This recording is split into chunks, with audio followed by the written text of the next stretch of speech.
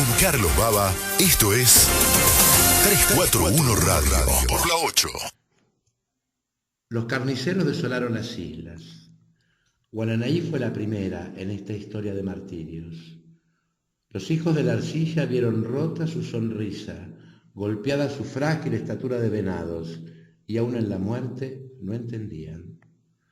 Fueron amarrados y heridos, fueron quemados y abrasados, fueron mordidos y enterrados. Y cuando el tiempo dio su vuelta de vals, bailando en las palmeras, el salón verde estaba vacío. Solo quedaban huesos rígidamente colocados en forma de cruz, para mayor gloria de Dios y de los hombres. De las gruedas mayorales y el ramaje de sotavento hasta las agrupadas coralinas fue cortando el cuchillo de Narváez. Aquí la cruz, aquí el rosario.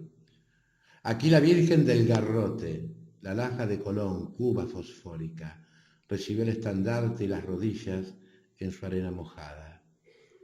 Y luego fue la sangre y la ceniza. Después quedaron las palmeras solas. Cuba, mi amor, te amarraron al potro, te cortaron la cara, te apartaron las piernas de oro pálido, te rompieron el sexo de granada, te atravesaron con cuchillos, te dividieron y te quemaron. Por los valles de la dulzura bajaron los exterminadores, y en los altos mogotes la cimera de tus hijos se perdió en la niebla. Pero allí fueron alcanzados, uno a uno sin morir, despedazados en el tormento, sin su tierra tibia de flores que huía bajo las plantas. Cuba, mi amor, qué escalofrío te sacudió de espuma a espuma, hasta que te hiciste pureza, soledad, silencio, espesura, y los huesitos de tus hijos se disputaron los cangrejos. Esto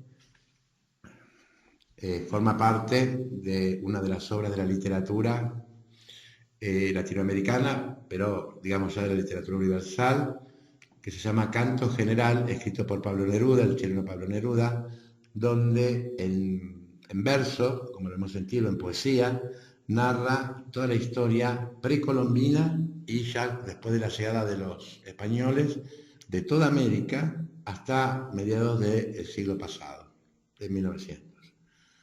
Esta parte corresponde justamente al tema que que centralmente nos convoca hoy, que es la llegada de los europeos a América, que se plasma, digamos,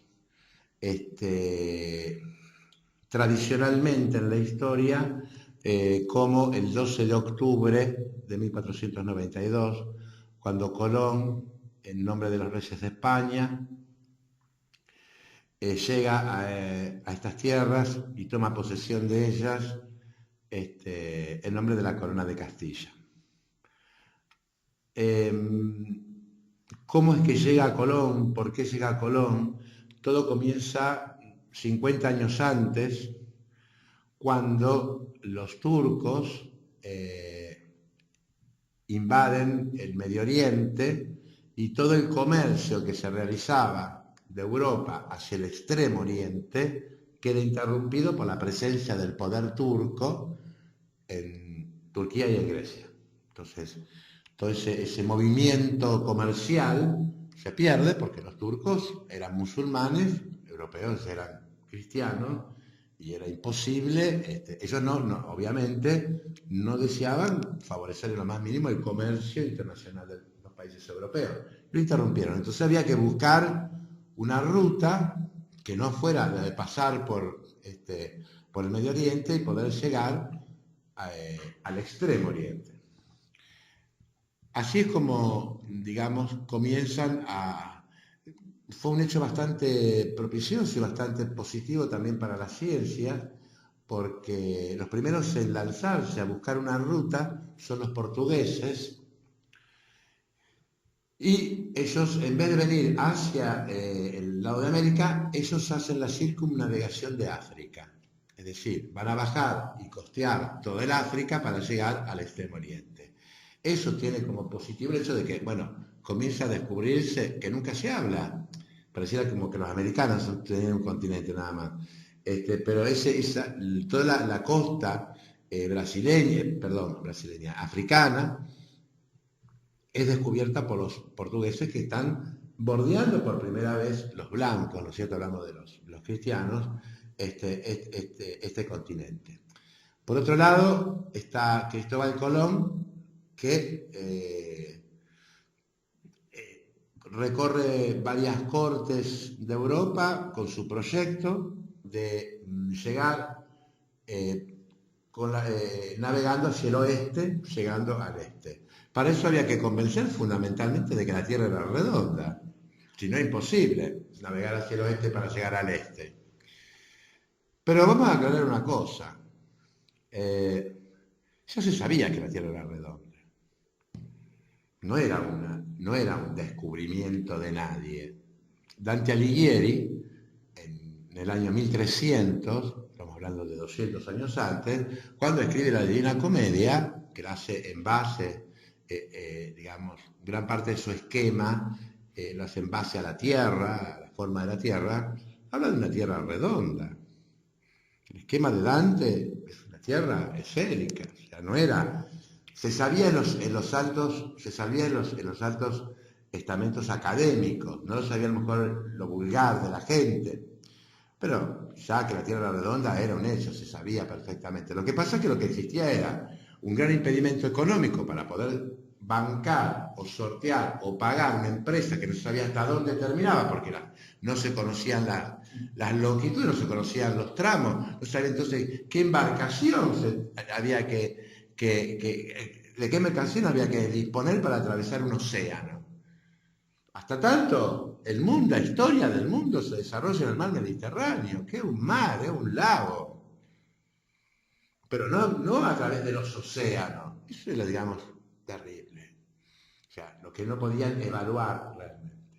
Entonces, el primer Colón, a su vez, tenía la certeza de esto porque él había estado en la corte de Portugal, en el extremo de España, para ubicar a la audiencia, con su proyecto, y su mujer había heredado de su padre, o sea, del suegro de Colón, las cartas de Enrique el Navegante. Enrique el Navegante había sido un rey de Portugal, el navegante porque justamente era un gran estudioso, y tenía, digamos, cartográficamente, estaba totalmente avalado lo suyo. Enrique el Navegante, como habíamos dicho, los portugueses habían empezado la circunnavegación del África, etc. O sea que Colón sabía perfectamente lo que estaba haciendo. Pero en Portugal están atendiendo otro tipo de problema político y no obtiene, digamos, ese visto bueno por parte del rey de Portugal, y se traslada a España, donde España también está enfrentando un grave problema político. Echar a los últimos árabes que quedaban en España. Los árabes habían invadido hacía 7 siglos atrás España, y los españoles habían empezado a reconquistarla del norte hacia el sur, y quedaba nada más que la ciudad de Granada. Por lo que él se entrevista con los reyes católicos Fernando e Isabel, Isabel de Castilla, Fernando de Aragón, los entusiasma, los convence, pero los reyes de España dicen, no, primero echar a los últimos árabes que quedan en España, después vamos con esto. Y así es, por eso el 1492 es el año no solamente de la llegada de Colón a América, sino también de la unificación completa de los españoles. O sea, en ese mismo año, Colón parte en agosto de 1492 del puerto de Palos, pero 4 meses antes los reyes católicos habían echado de Granada a los últimos árabes, no los habían echado, se habían depuesto al último gobierno árabe que había en España. Y se lanza, digamos, a esta aventura. Aventura que España estaba unificada por, esto ya lo sabrán muchos miembros de la audiencia, la unión matrimonial de 2 personajes. Una era la reina de Castilla, que sería toda la España central, Isabel la Católica, y Fernando de Aragón, que sería toda la parte que hoy sería la parte de Cataluña, Barcelona, Aragón, etcétera, ¿no es cierto? Ya se habían unificado por un matrimonio y estaba la península estaba unificada. Pero la que confía realmente en esta empresa y la que tiene plata realmente para poder pagar la empresa de Colón es Isabel de Castilla. Y entonces, bueno, el arreglo se hace con Castilla. Fernando no participa financieramente de la empresa, por eso hablamos castellano, si no lo haríamos aragonés también. O sea, Isabel hablando en claro, yo pongo la plata y todo el retorno es mío. ¿Por qué? Porque lo está poniendo el reino de Castilla, no lo está poniendo el reino de Aragón. Entonces, bueno, se produce esta llegada inconsciente, es decir, el continente americano se abre en medio del océano, entre el océano Pacífico y Atlántico, dividiendo las aguas entre el océano Atlántico y Pacífico, pero no era una tierra esperada por estos navegantes. Ellos pensaban ir directamente, dar la vuelta, saliendo de España, dar toda la vuelta y llegar al Catay, a China. No, se encuentra que en el medio hay un continente, pero por eso Colón no sabe que él había llegado a un nuevo continente, no tiene esa noción de eso. Con el tiempo, después del tercer viaje, va a entender que esta tierra de la que él habla, a donde él llega, no es la China, se va a dar cuenta. Y por eso acá en Neruda habla de Guananaí, Cuba, ¿no es cierto? Y de Cuba porque es el primer punto que toca Colón, la isla de Cuba, cuando llega de España. Entonces por eso es cuando dice aquí Neruda, Cuba mi amor, te amarraron al potro, te cortaron la cara, te apartaron las piernas de oro pálido, que es las arenas cubanas, ¿no? O lo llama Guananaí, como se las llamaban los indios, que acá es terrible lo que dice Neruda, cuando dice, fueron amarrados y heridos, hablando de los indígenas, de los aborígenes, fueron quemados y abrazados, fueron mordidos y enterrados, y cuando el tiempo dio su vuelta de vals, bailando en las palmeras, el salón verde estaba vacío. Qué maravilloso llamarlo salón verde a Cuba, ¿no? Con esa maravillosa vegetación que tiene, era un salón verde donde dice, bueno, ellos dieron una vuelta de base, los españoles, y no dejaron a nadie. No dejaron a nadie. Entonces ahí viene creo que la reflexión, ¿no? ¿Por qué nosotros, al menos los americanos, tenemos que desterrar para siempre la expresión descubrimiento de América? Para siempre, hay que olvidarse de eso. Esa es una expresión que tienen que tener los europeos. Ellos descubrieron. Para nosotros, ellos llegaron, no nos descubrieron. Si nosotros ya sabíamos que estábamos, que existíamos, había pueblos, culturas, estados, el descubrimiento es de los españoles, de los europeos. Ellos pueden decir descubrimiento de América, nosotros no. Nosotros no, tenemos que hablar de la llegada de los europeos. Ahí sí, eso es lo correcto. Llegaron los europeos, pero ellos a mí no me descubrieron. Ellos descubrieron que yo existía. Ah, pero el descubrimiento es de ellos, no mío. Yo no soy un descubierto. Bueno, eso es de todo. Y después, digamos, esta cuestión de que se llamó siempre este 12 de octubre, Día de la Raza, y que hoy se llama Día de la Diversidad Cultural, ¿no es cierto? De respeto por la diversidad cultural. Y es otra reflexión que me gustaría dejar, que ya cuando se habla de seres humanos, y lo digo como licenciado en Ciencias Sociales, hay que erradicar para siempre, olvidarse de la palabra raza. No somos Hereford, Aberdeen Angus, o Rottweiler, o Pitbull. Somos seres humanos y pertenecemos todos a la raza humana, pero no existe raza amarilla, raza china o raza judía o raza lo que sea. Eso nos hace racistas.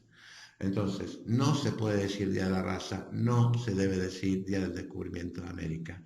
y algunas otras reflexiones más que me gustaría hacer en otra entrega. Digamos, total, nos vamos a encontrar antes del 12 de octubre para poder seguir con estas reflexiones respecto de esta fecha fundamental para la historia de la humanidad.